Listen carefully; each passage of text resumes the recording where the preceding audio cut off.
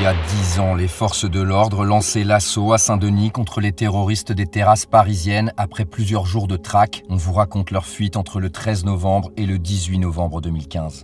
J'étais pas au courant que c'était des terroristes. Il s'est agi d'un assaut d'une extrême difficulté. Une nouvelle équipe de terroristes a été neutralisée. Et il lui a dit lève tes deux mains, ça y est, ils vont se rendre. Et tout laisse à penser que, au regard de leur armement, de leur organisation structurée et de leur détermination,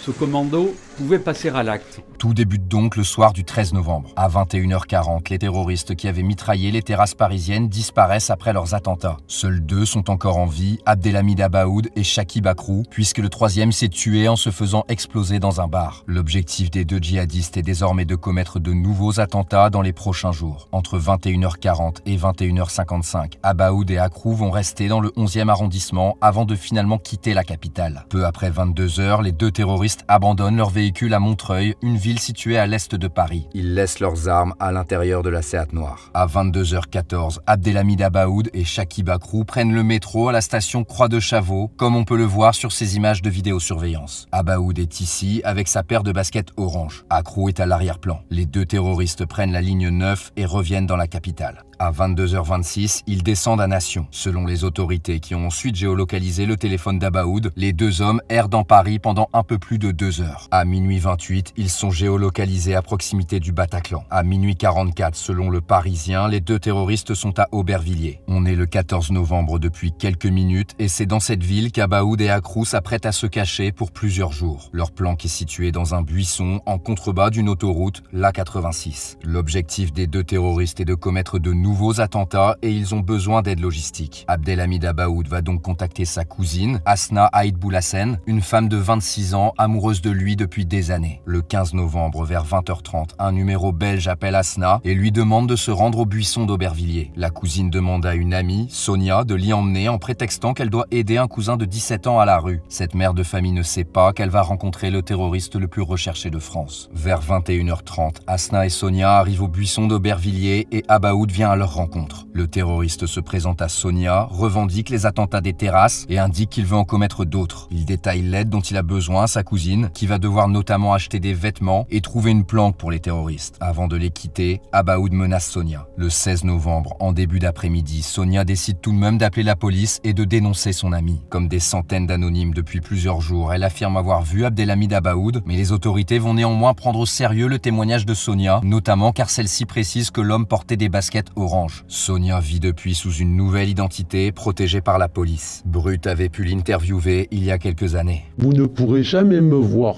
vous ne pourrez jamais entendre ma vraie voix, ni savoir qui je suis, parce que je suis un témoin protégé, parce que j'ai dénoncé Abdelhamid Abaoud, terroriste des attentats, des terrasses et du Bataclan. Dans les heures qui suivent l'appel de Sonia, la police déploie discrètement un dispositif de surveillance autour du buisson d'Aubervilliers. Il place aussi sur écoute la cousine d'Abaoud et la suivent en filature. Le 17 novembre, l'interlocuteur belge envoie 750 € à Asna Aïd Boulassen pour l'aider à trouver un logement et des vêtements pour son cousin. Vers 20h, la cousine revient au buisson d'Aubervilliers et retrouve les terroristes sous les yeux des policiers qui surveillent discrètement. Ces derniers évaluent la situation et choisissent de ne pas intervenir directement sur place. Les trois individus montent dans un taxi sans savoir qu'ils sont suivis par la police. Aux alentours de 22h, les deux terroristes et leurs complices arrivent à Saint-Denis. Ils rejoignent leur nouvelle planque, un appartement squatté situé rue du Corbillon. La cousine a réussi à trouver un logement vétuste, sans toilette ni eau, pour environ 150 € par l'intermédiaire d'un certain Jawad Ben Daoud. Vous avez appris que c'est chez vous que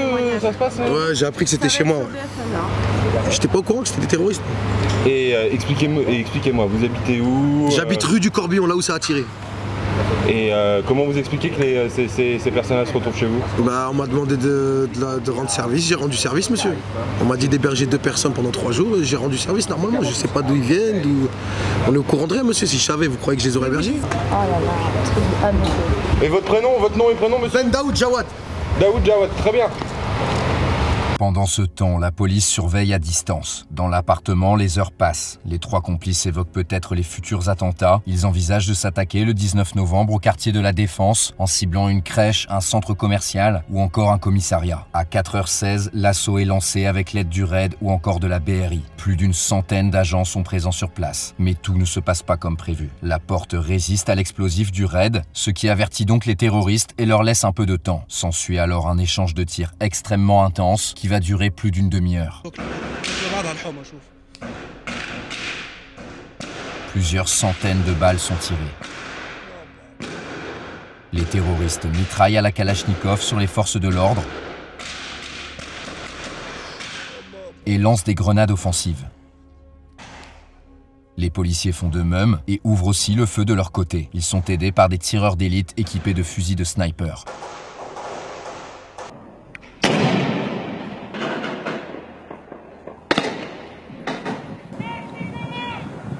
Et il lui a dit lève tes 2 mains, ça y est, ils vont se rendre. Je crois qu'ils ont plus de munitions, ils vont se rendre là, ça y est. Finalement, vers 5h du matin, la ceinture explosive de Chaki Bakrou se déclenche et l'appartement s'effondre sur lui-même. L'explosion tue Chaki Bakrou, mais également ses 2 complices, Abdelhamid Abaoud et Hasna Haït Boulassen. L'assaut est terminé. Il ne reste plus à ce moment-là qu'un seul terroriste du 13 novembre encore en vie, Salah Abdeslam, qui est lui parvenu à se cacher en Belgique. Les autorités mettront 4 mois à le retrouver.